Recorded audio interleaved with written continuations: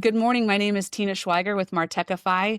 We are a community of marketing professionals interested in digital marketing, technology, and AI. Today, I have the pleasure of talking with Bryan Urioste of Redwood Software. Hi, Bryan. How are you today? Hi, Tina. I'm doing great. Yourself? Awesome. Thanks for joining us. I really appreciate it. Of course. Um, I'd love to know, could you tell us a little bit about Redwood Software? Yeah. So Redwood Software is an automation company, kind of pure and simple. We're a pure play automation company. We largely support enterprise companies that have kind of massive complexity in the number of applications they're running, the nature and scale of their data, and their technology stacks are kind of all over the place in the cloud, on-prem, et cetera. And they're trying to run very complex end-to-end processes through all of these different applications across all this data and all these stacks, and we basically help them to do that. We're a leader in the Magic Quadrant and been around for a little over 30 years. 30 years. Wow. And your client base are large enterprises then doing lots of automations? Yeah, I mean, we serve a pretty wide spread, but a lot of a lot of our customers are names that you would know. Okay, wonderful. And that gives us some interesting and unique marketing challenges. Definitely. What kind of trends are you seeing right now in marketing? Our community is always interested in getting everyone's viewpoints on various trends and evolutions in digital marketing. What's on your mind right now? Yeah, I mean, the obvious one is AI, right? And you can think about that a couple different ways. For me as a CMO, it's about it's not about technology first. It's about solving problems. And so I think where I would start is we're a high growth. We've been around a while. We're highly profitable. We're private equity backed, but it's growth is the name of the game, and growth at scale gets increasingly more difficult. That's one of the big problems we're looking to solve is how do we do that without just adding tons of bodies or spending and wasting resources inefficiently as we learn what's working and not working. We have a heavy digital motion, but one of the trends for us has been we're spending a lot more time on outbound, and what used to be a hot trend that we call ABM is now sort of like bread and butter, right? And so there are not 100,000 accounts that Redwood Software feels is a great fit for us. There's probably less than 10,000 accounts. There are less than 10,000 accounts, I could probably tell you.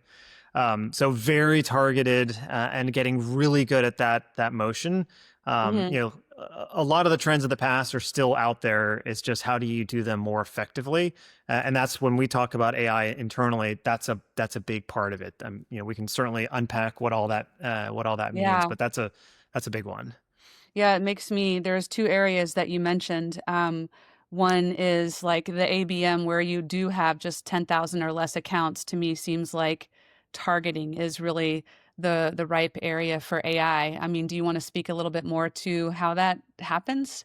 Yeah, I mean, so I'd say it probably starts with targeting and really knowing your ICP. Hmm. And so we've been spending a lot of time there. We've been using a platform called Rev to help us work through our data. And it's an AI based model that has tons of signals, and we generally know who we serve well, but being 100% or 90 whatever percent sure is really important. You misfire on where you're pointing, and you're off the mark no matter what. So getting that right is super duper important. So it all sort of starts with getting clarity and then operationalizing that. Right. Like it's one thing to know who you think your best accounts are. It's another thing when your whole go-to-market, whether that's the marketing team, any part of the marketing team, or a seller, they are not going outside the bounds of where you believe is your best chance for success. And so running that through Salesforce, your accounts are tiered. It is clear it's an A, it's a B, whatever, however you want to designate it. Like that's really kind of where it starts, is the fit. And then it's about how do you orient your marketing motion, not just to reach them, but to tell the most compelling story that you can tell each one of those accounts within those priority accounts. It really brings home the idea of at scale because what you're Yeah. describing is obviously a high touch. You know, it's very personalized. And doing that at scale does sound challenging. I also liked hearing about the platform Rev. Is that kind of like a listening software, or what is that? I haven't heard of that, I don't think. Yeah, so it's both we have a very collaborative relationship with Rev. It's really more sort of the input process into our motion, where both they've looked at our database, they run a bunch of models of successes and failures, and come up with some hypotheses around who is the best fit, and then they have tons of data, and then they can go scrape the internet, find new data points, and then sort of correlate it all against your wins and losses to kind of really narrow in who you think. I mean, think of it as like a massive regression model, Oh, okay. and it kind of spits out kind of who you think your key accounts are, and then you can feed that into a lot of the programs, the other programs that we're running. That's really cool. Um, so a little bit about how much effort and team does it take to run something like this for Redwood? How big are you guys running this marketing? Yeah, so the marketing team at Redwood is in the range of about 50. Yeah, we've got that includes SDRs and BDRs that are part of the team. That's a whole nother conversation. That world is evolving very quickly. And but we're a couple $100 million in revenue. We're at pretty decent scale, but I hired my first marketing operations leader this year. Wow. So, like let that sink in for a second. We were sort of scrapping our way through it. As we're growing super fast. And so each incremental dollar was how do you find another dollar of pipeline? Yeah. Until we sort of got to the point where I'm like, okay, now, the pieces are going to start falling apart if we don't build really kind of a structured program around that, have an awesome marketing operations leader who's building a team, and some of we had capabilities around marketing operations, but it was not structured through a single leader with a mandate and clear objectives and OKRs, et cetera. And so now she's building really kind of building and rebuilding our tech stack. A lot of these new AI capabilities that we're adding on. She's sort of the architect behind all Mm. of it. So having just having that team in place is pretty critical. This sounds like a kind of a startup mentality that lasted for quite a long time where you're Yeah. running, and just responding, reacting, and then all of a sudden you're like, "Oh gosh, we've got a lot and it's really big and it's going to start falling apart unless we really get a handle on this from an operational perspective." So really, that's a really nice transitionary place to be and a nice evolution to go through, it sounds like. Yeah, yeah. It's each stage of the journey, and I've been around long enough. Like I've been through these stages before. Each phase is a little bit different. We're now at the point where we do a lot of the basics pretty darn well. Now it's how do you scale it? How do you find that next layer of growth and not have to reinvent how you do things or the resources that you have? How do we grow next year without doubling the size of our SDRs and BDRs? Hmm. Process is part of the answer. We Hmm. have an 80-page SDR playbook, so we are very rigorous about how we do that. But then you can add on enabling capabilities like AI, and for example, we are in the midst of implementing Reggie. If you're familiar with Reggie, um, which is essentially like that's sort of part of the I don't know what their actual mission statement is, but that's kind of how we think of the mission statement for Reggie is creating scale. Both empowering your SDRs and BDRs to be more effective, and then removing the work that a human is not absolutely critical for. So Hmm. we can actually reduce our footprint of SDRs and BDRs and be more effective and then be very specific about where we want to add that capacity in high growth markets or places we want to test things and really needs a person listening, but still augment them with those sorts of technologies. That sounds like the primary focus of the marketing is really sales enablement and really everything that happens to keep those SDRs and BDRs running and bringing that pipeline in. Have you spent any time on just general, do you do any kind of brand awareness or industry awareness? Do you kind of step out of that tight focus at all, marketing wise? Yeah, it's a great question. The probably the most honest answer is not enough. Hmm. Where we do today, it's things like, we have a pretty active analyst program. And I mentioned in the intro, we were recognized as a leader in the Magic Quadrant for our automation category, referred to as SOAP, service orchestration and automation platforms. And so that takes a fair amount of work. And obviously, a nice position in a Magic Quadrant can go a long way to telling your story, especially for a company of our size. It kind of gives instant credibility if you've never heard of Yeah. us. And so we do spend a fair amount there.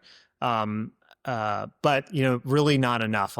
At the end of the day, our success and failure sort of falls on, you said it, pipeline, and then ultimately pipeline that closes Yes. downstream. And so, sort of, we optimize our investment and our time around. We use the word yield a lot. Yield to pipeline, yield to bookings, and then, but it is very easy to not think about what opens up the window in the first place to even talk to a customer and some of those brand activities. And so, Yeah. part of our journey has been, we hired a new product marketing leader this year, who's outstanding, and kind of elevating our positioning in the world, in our category, our market is pretty important to her, and making sure that story is out there more so than it is today. Mhm. Ultimately, we'd love it if they still, that work also, you could connect to an opportunity at some point. But, recognize it's a few touches away, especially in an enterprise sale. It sure is. Yeah, it is sort of like a difficult balance because it is an investment and the return on it isn't quite as easy to see right away for sure. Exactly. Yep. Um, Yep. Always a delicate balance there. Yeah. Do you have any particular challenges that you're dealing with right now? Things that are something that you're particularly working on trying to solve? Yeah. I mean, I think, plenty, plenty of challenges. I think the ones that sort of boil to the top, I think on the same thread are sort of what might be referred to as like the mass personalization. So we operate heavily in an ABM world. Hmm. So again, we talked about identifying your key accounts. Then the question is, how do you get better and better and better at reaching each one of those accounts where whatever it is you're communicating to them, they believe it is specifically crafted for them, right? Mm, Not really necessary in a PLG world. If you've got a $5,000 ASP, then you really can't afford to do that. Our ASPs are significantly higher. Each win is quite meaningful. yeah. And so, that's really one of the challenges that we're taking on. That technology also comes into play quite a bit. How do you take that, a content and make sure it's relevant to not just the industry, but what this particular account is going through? Because they may be a manufacturer, but they're a manufacturer of healthcare devices or something, and then you can relate it to whatever regulatory stuff is going on. And the again, the beauty of today is there's so much information out there that you can kind of draw in to as part of your RAG. But part of that also, this is also where you combine that with the humans that are engaging those accounts, our BDRs. In our world, BDRs are outbound, SDRs are inbound. But Okay. our BDRs are doing some of that analysis. Our AEs that have a core set of target accounts. Our Salesforce instance is a gold mine of nuggets from past discussions, whether it ever turned into pipeline or not. Like there's all kinds of information that you can glean from that. or an AI can glean from that and kind of Yeah. distill into some really meaty, impactful, commentary and whatnot. That's sounds like a big job, but ever evolving too. One quick question is kind of something that you can look back. How long have you been with Redwood? A little over 3 years. 3 years. What's your biggest accomplishment? What's the thing is you're most proud of over those 3 years Oof. as a Um, CMO? yeah, that's a good question. I probably break it down to a few things. I think the sarcastic answer would be that I'm still here, right? The average Well, CMO hey. tenure is like 2.5 years, so Yep. so far so good. I think from a personally valuable, I just look at the team. The team looks a lot different than it did 3 years ago. We're probably 2 3 times the scale. The just the way the team operates, the the culture, the grit, the hunger, the collaborativeness, those sorts of things are probably honestly, it's probably what I'll remember when I'm not in this job someday. That's probably Yeah. what I'll remember most is how we work together and the people. And I'll put this team up against anybody. Oh, I love it. They're awesome. So I would wrap that up and reflect it back to you as you've done a bang up job on culture. So Yeah, I think, yeah. And you've it grown all a starts team. with, what's that? I said you've grown a team and you've managed to develop a good culture. Yeah. Yeah. I think that's a huge part of it. And it's the folks that were here when I got here. And then we put a very, heavy emphasis on, the value and criticality of hiring, right? Every new Hmm. hire can either create or destroy culture. And so, we definitely take that pretty seriously. And then, then there's like the systems you put in place and how do you help people be successful and how do you keep people engaged for their growth. And so, yeah, I mean, I think that is a really, really important part of, I think, our success as a company. I certainly feel that way as a leader in marketing. Being Um, the organizational psychologist here, I want to know I want to know more. I want to know like what kind of enablers do you have for culture? Do you have certain software you rely on? Do you is it like making sure that you have a structured time? Like how do you kind of create this cohesion and really keep it going? um, yeah, it's probably not an easy answer. It's a little bit of all the above. Yeah. So, I think it starts with onboarding. Well, no, it really starts with hiring, right? So, I would rather give up on a pretty decent hire that you're not sure about than bring somebody in that is going to be destroy culture. So we're pretty picky in how we hire, and we've got that's a whole probably podcast around how we hire people. Yeah. Um, but yeah, there's an onboarding process. There's cadences. We have a pretty deliberate set of cadences in the business from just like the basics, like one-on-ones and weekly team meetings, and we do daily stand-ups across all of our teams. Each team operates in Redwood a little bit different. We're pretty heavy users of Asana, so communication is super transparent, and often, and we're pretty much fully remote. So it Mm, ups the ante even more. So my team does daily stand-ups in Asana. You mm, can use any tool really, but it's just transparency and visibility, and what decisions are being made by your peers. You get a chance to weigh in, or give an opinion, even if it's not your swim lane, so to speak. And then I think, yeah, just kind of cultural identity. Our core values are something that are lived. I think we've right. all been at the companies where they've been written down, but nobody believes in them. Yeah, I think we've got this notion of one Redwood, and working the problem, not just complaining about it, but like you got to work it. You got a team around you. We're all going to solve it together. But there's some of those things that I think just are the backbone of making it possible. Um, and then, yeah, you hire a diverse group of like-minded people, right? Yeah. Everyone brings different things, but we're all pretty, eye on the prize, know where we're headed. We want to grow, we want to win, but we want to get there together. and you kind of stitch that together, and it creates something pretty special. Wow. Such a great conversation. And I think I love to hear that your thing that you're most proud of and best success is really building this culture and this team that can help the company scale and grow to the aggressive goals that you have, and do right by your backers and your clients and customers. Yep.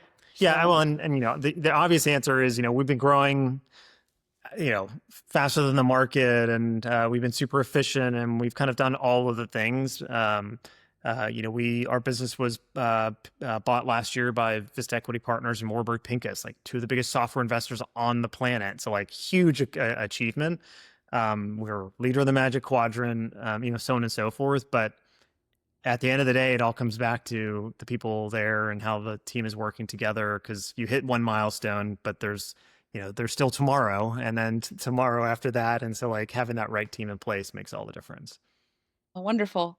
I appreciate your time and spending time and sharing your insights and experiences and story as the CMO of Redwood with our group here at Martechify. Glad to do it. Enjoyed the conversation, Tina. Yeah, likewise.